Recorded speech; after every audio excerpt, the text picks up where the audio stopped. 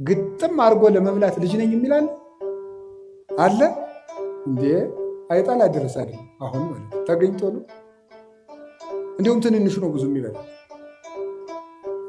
ለማመንዘር ልጅ ነኝ የሚላል የለም። ትንሹም ትልቁ ለጽድቅ ሲሆን ልጅ ነኝ አትበል ብሏል። ጊዜውን የሚጠቀም ሰው የሌለ ነገር ያመጣል። እግዚአብሔር በጊዜ የሌለን ነገር አመጣ። ሰማይ አልነበረ፣ ምድር አልነበረ። የሌለንን ነገር ማምጣት ከፈለጋችሁ ጊዜያችሁን ተጠቀሙ። የእንቅልፍ ብዛት የተቦጫጨቀ ልብስ ያስለብሳል ይላል ሰሎሞን። ድሃ ያደርግሃል ማለት ነው። ብዙ የምትተኛ ከሆነ የእንቅልፍ ብዛት መጽሐፍ ቅዱስ ነው ያለው፣ የተቦጫጨቀ ልብስ ያስለብሳል። ጥበበኛ ሰው ማለት የት መናገር እንዳለበት የሚያውቅ፣ መቼ መናገር እንዳለበት የሚያውቅ፣ በማይናገርበት ጊዜ ዝም የሚል፣ በሚናገርበት ጊዜ ደግሞ ዝም የማይል፣ ጊዜ ቦታ አይቶ የሚናገር ሰው ነው ጠቢብ የሚባለው። በኖህ ዘመን የነበሩ ሰዎችን 120 ሰጣቸው። 20 ሲቀር ንስሐ እንገባለን ሲሉ 100 ሳያልቅ ጨረሳቸው። ጊዜን ካልተጠቀምክበት ብሰጥህም አትጠቀምበት ብሎ ወሰዳቸው። ዛሬ ለምን ይመስላችኋል የምንቀሰፈው? እግዚአብሔር ጊዜ ሰጠ፣ አልተጠቀምንበትም። ስለዚህ እየቀነሰ ይወስድናል ማለት ነው።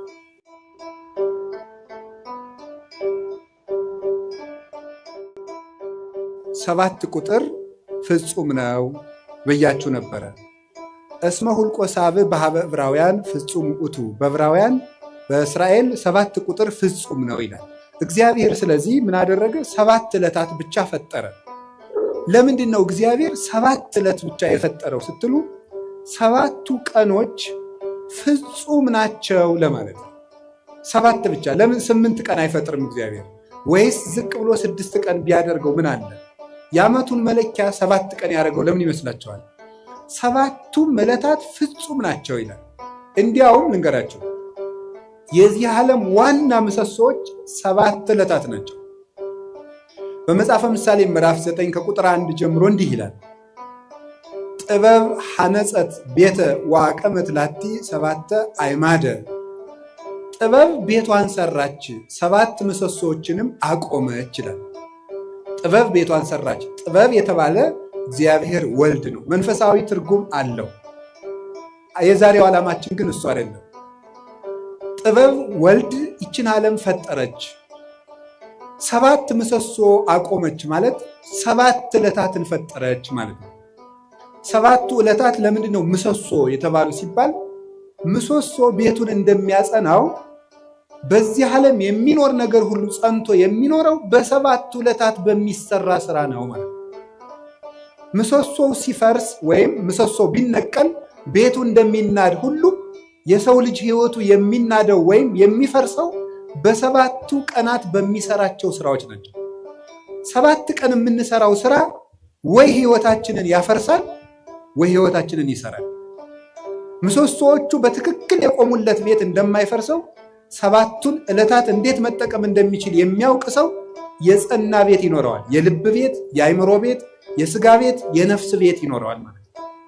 ስለዚህ ዕለታትን ከመጠቀም እንኳን እኛ እግዚአብሔር ራሱ ቀን ተጠቅሞ ነው ስራ የሰራ። ቀንን የማይጠቀም ሰው ምንም ማድረግ አይችልም። እግዚአብሔር 6 ቀን ነው ይህን ዓለም የፈጠረው። አይገርማችሁ? በ6 ቀን ዓለምን ፈጠረ። ምን ማለቱ ይመስላችኋል? ኋላ ያን 6 ቀን ደግሞ ለእኛ ሰጠን። የሰጠኋችሁ 6 ቀን እኔ ዓለምን የፈጠርኩበት ነው። እናንተ የምትቀልዱበት እሁድ 4 ባህሪያት የተፈጠሩበት ነው። መሬት፣ ውሃ፣ ነፋስ፣ እሳት፣ 4ቱ ባህሪያት፣ 7 መላእክት፣ 7 ሰማያት፣ መላእክት፣ ብርሃን፣ 8 ፍጥረታትን ያከናወንኩበት ቀን ነው። እናንተ የምትቀልዱበት ሰኞ ይሄን የምታዩትን ጠፈር የዘረጋውበት ቀን ነው። እናንተ የምትቀልዱበት ማክሰኞ በምድር ላይ ያሉ እጽዋትን ሁሉ የፈጠርኩበት ቀን ነው። እናንተ እንደዋዛ የምትገፉት ረቡዕ በዚህ ዓለም የሚያሸበርቁ ፀሐይ፣ ጨረቃ፣ ከዋክብትን ያበራሁበት ቀን ነው። እናንተ በስንፍና የምትሸኙት ሐሙስ በባህር ውስጥ ያሉ አዞ፣ ጉማሬ፣ ሌሎችን አንበሪዎችን፣ በክንፍ የሚበሩትን፣ በእግራቸው የሚሽከረከሩትን፣ በክንፋቸው የሚበሩትን ሁሉ ያስገኘውበት ቀን ነው። እናንተ በዋዛ በፈዛዛ የምታሳልፉት ዓርብ በአርአያዬ በአምሳሌ ሰውን የፈጠርኩበት ቀን ማለቱ ነበረ። ሰኞ፣ ማክሰኞ፣ ረቡዕ እንደዋዛ ሲያልፉ እነዚህ ትዝ ብሏቸው ቃል እነዚህ ሁሉ ዓለማት 20 ዓለም ነው ያለው። አሁን እኛ ከ20 ዓለማት የምንኖረው በአንዷ በዳረ ቦቷ በጫፏ በዚች ምድር ነው።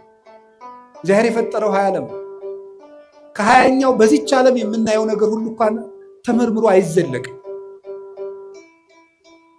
ህሊና ራሱ ይደክማል ቢያስብ። እንኳንስ ሌላውን ያንን ሰው ተፈጥሮ እንኳን ብታዩት ሊገባና ይችላል። እንደዚህ ያሉ ድንቅ ነገሮች የተደረጉት በ6 ቀን። የጊዜን ጥቅም አያችሁት? በ7ኛው ቀን እግዚአብሔር አረፈ። ምን ማለት ይመስላችኋል? እግዚአብሔር 6 ቀን ሰራና አረፈ። ስራችሁ ብዙ ይሁን እረፍታችሁ ጥቂት ይሁን ማለቱ ነበር።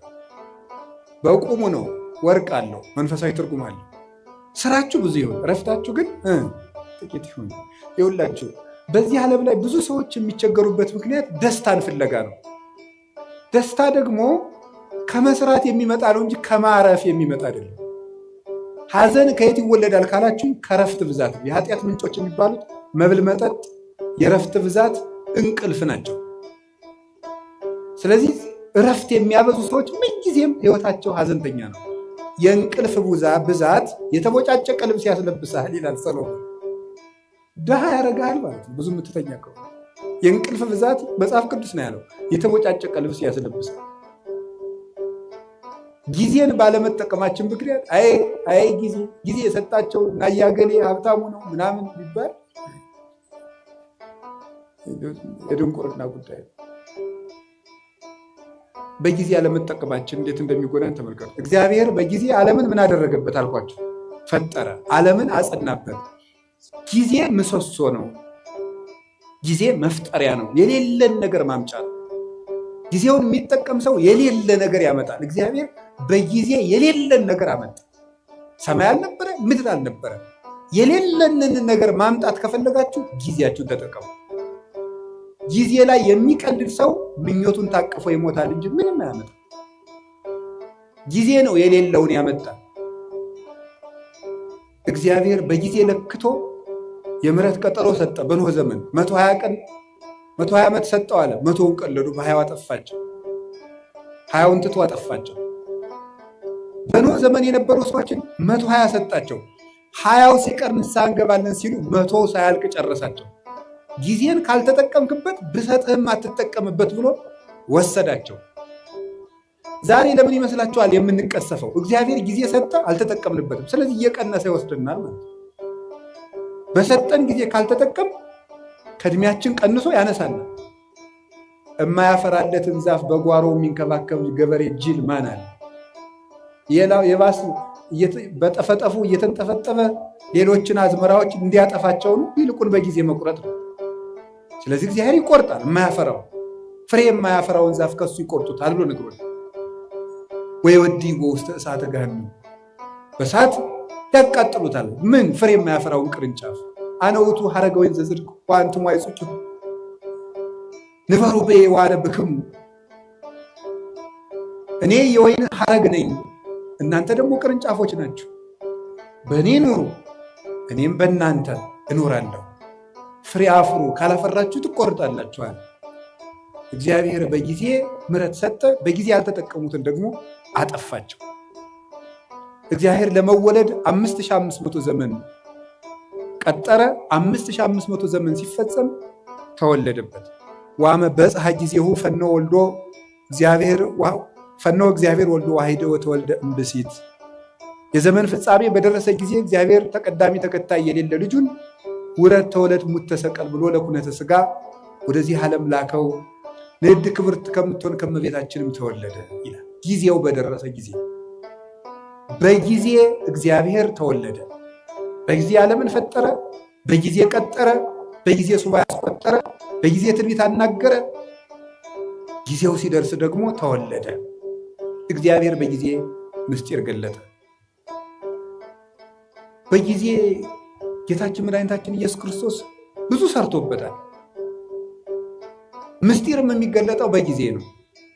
በጊዜው ተጠመቀ፣ በጊዜው ተወለደ፣ በጊዜው አደገ፣ በጊዜ ጾመ 40 ቀን፣ በጊዜ አስተማረ 3 ዓመት ከ3 ወር፣ በጊዜ ምስጢሩን ገለጠ። በደብረ ታቦር እንኳን ብርሃን ከገለጠላቸው በኋላ እንዳትናገሩ እስካመ ይትፌጸም በጊዜው፣ ጊዜው እስኪደርስ ድረስ በትንሣኤ ልቡናችሁ ቀንቶላችሁ ምስጢር ተከናውኖላችሁ በሀብተ መንፈስ ቅዱስ ተሰርታችሁ እስክትናገሩት ድረስ ቆዩ አላቸው። በጊዜ የሚነገር አለ፣ በጊዜ የማይነገር አለ። ወቤ ብዙ ነገር ዛነ ነግረክሙ፣ የምነግራችሁ ብዙ ነገር ነበረኝ። ወባይቱ ኢትክሉ ይእዜ ጸዊሮቶ፣ ነገር ግን ዛሬ ልትሸከሙት አትችሉም፣ በጊዜው ነግራችኋለሁ። በጊዜ የሚነገር አለ። በነገራችሁ ላይ ጥበበኛ ሰው ማለት የት መናገር እንዳለበት የሚያውቅ፣ መቼ መናገር እንዳለበት የሚያውቅ፣ በማይናገርበት ጊዜ ዝም የሚል፣ በሚናገርበት ጊዜ ደግሞ ዝም የማይል፣ ጊዜ ቦታ አይቶ የሚናገር ሰው ነው ጠብ የሚባለው። ሁሉም በጊዜው የሚናገር። ጌታችን ኢየሱስ ክርስቶስ በጊዜው ተሰቀለ፣ በጊዜው ተያዘ፣ በጊዜው ሞተ፣ በጊዜው ተነሳ፣ በጊዜው አረገ፣ በጊዜው ሀብተ መንፈስ ቅዱስን ላከላቸው 10 ቀን ጠብቆ። ያለ ጊዜ ጸጋም አይሰጥም። እንዲህ አሁን ልጁን እንደው ልጅ የሌላቸውን እናት አባት 9 ወር ከ9 ወር አስቀድሞ እንደው በ3 ወሩ ከብት ጠባቂ ስለሌለን ልጁ ቶሎ እንዲደርስ ይወለድ ቢል ይወለድ አይወለድም። በጊዜው ነው የሚወለድ። ለመውለድም ጊዜ አለ። ጸጋም በጊዜው ነው የሚሰጠው። ጥያቄም በጊዜው ነው የሚመለሰው። ጊዜ አለ። አሁን ፈልጌያለሁ ቢባል አይሆንም፣ በጊዜው ይሆናል። መቆየት ያለብንን መቆየት። እግዚአብሔር በጊዜው ሁሉን ሰራ። እንግዲህ ደግሞ በጊዜው ይመጣል። ያ ጊዜ መቼ እንደሆነ ደግሞ አታውቁም ብሎኛል። ትግሁ እንከ እስመ የተአምሩ ጊዜ ይመጽእ እግዚእክሙ፣ ጌታቸው የሚመጣበትን ጊዜ አታውቁምና ተግታችሁ ጠብቁ። ሶበሰ አይመረ በአለቤት ጊዜ ይመጽእ ሰራቂ እንተጋ ዋህለው፣ ባለቤት ሌባ የሚመጣበትን ጊዜ ቢያውቅ ኑሮ በዚያች ሰዓት ይተጋ ነበር። ግን ሌባው መቼ እንደሚመጣ ስለማያውቅ ሌሊቱን ሙሉ መትጋት አለበት። እናንተም ጌታችሁ የሚመጣበትን ሰዓት ብታውቁት በዚያች ሰዓት ብቻ ትተጉ ነበር። ግን ጌታችሁ በ10 ዓመታችሁ ይምጣ፣ በ20 ዓመታችሁ፣ በ30 ዓመታችሁ ይምጣ፣ በ50 ዓመታችሁ፣ ስትጀምሩ ይምጣ፣ ስትጨርሱ አታውቁትም።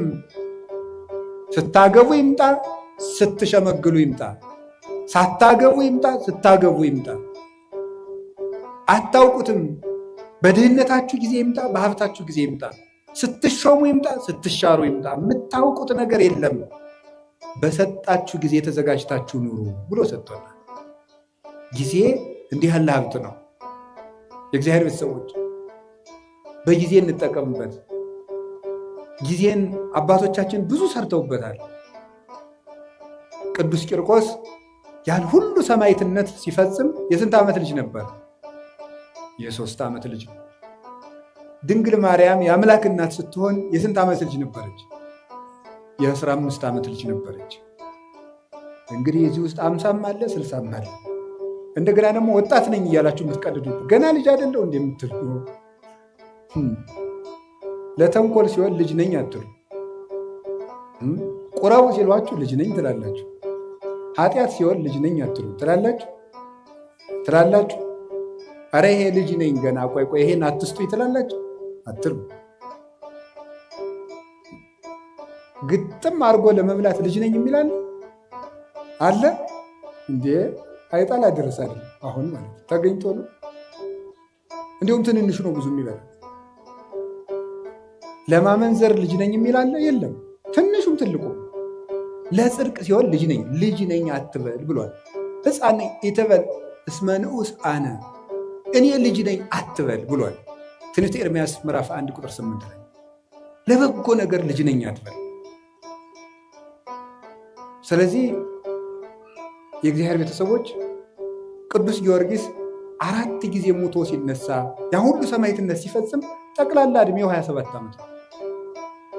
በጊዜ አባቶቻችን ተጠቀሙበት። በቀኝ የተሰቀለው ወንበዴ መንግሥተ ሰማያትን የወረሳት በ3 ሰዓት ዝግጅት ነው። ለተጠቀመበት ሰው 3 ሰዓት መንግሥተ ሰማያትን ያስገኛል። አብሮ የቆመው ሰው ደግሞ በዚያው ሲኦልን አግኝቷል እድሜ ዘመኑ። አንድ ቀን የሰማ ሰው ዘኬዎስ ተመልሶ ጊዜውን ተጠቅሞ መንግሥተ ሰማያት ገብቷል። 3 ዓመት አብሮ የቆየው ይሁዳ ጊዜውን መቀለጃ ስላደረገው ከክርስቶስ መንግሥት ውጭ ሆኗል። በጊዜ የሚቀልል ሰው ይሁዳ ጊዜውን እንደ ድል መጠቀም ሲገባው መተናኮያ ያደረገው። ምን አደረገ መስላችሁ? ክርስቶስን እኔ እሸጠዋለሁ አለ። እሸጥና እሱ እንደለመደ በታምራቱ ያመልጣል።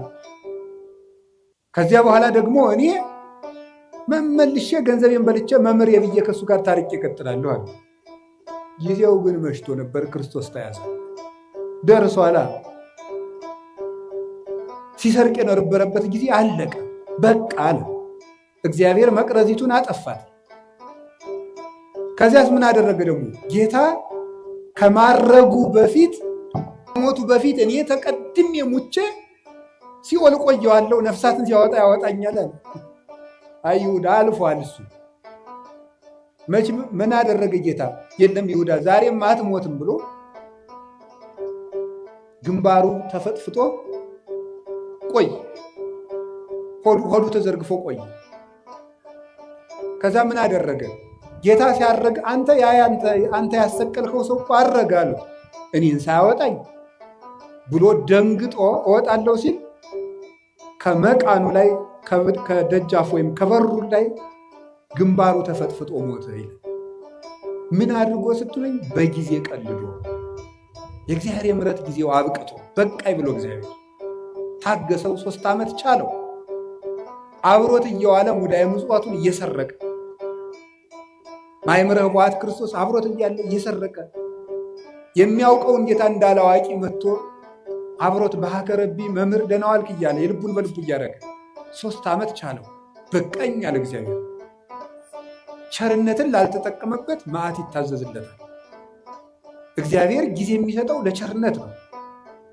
የተአምርኑ ከመሳይሉ ለእግዚአብሔር ኪያከ ያገርህ በንስሐ የእግዚአብሔር ቸርነቱ አንተን ወደ ንስሐ እንዲመራ አታውቅም ምን ይላል ቅዱስ ጳውሎስ ሮሜ ምዕራፍ 2 ላይ ሲናገር። የእግዚአብሔር ቸርነት እኮ የምሕረት ዕድል ነው፣ መጥፊያ አልነበረም። ሲራክም ይተወስክ ኃጢአተ በዲበ ኃጢአት እንዘ ትብል መሐሪ ውእቱ እግዚአብሔር። እግዚአብሔር ይቅር ባይ ነው፣ እግዚአብሔር ቸር ነው፣ እግዚአብሔር መሐሪ ነው እያልክ በኃጢአት ላይ ኃጢአትን አትጨምር ይላል።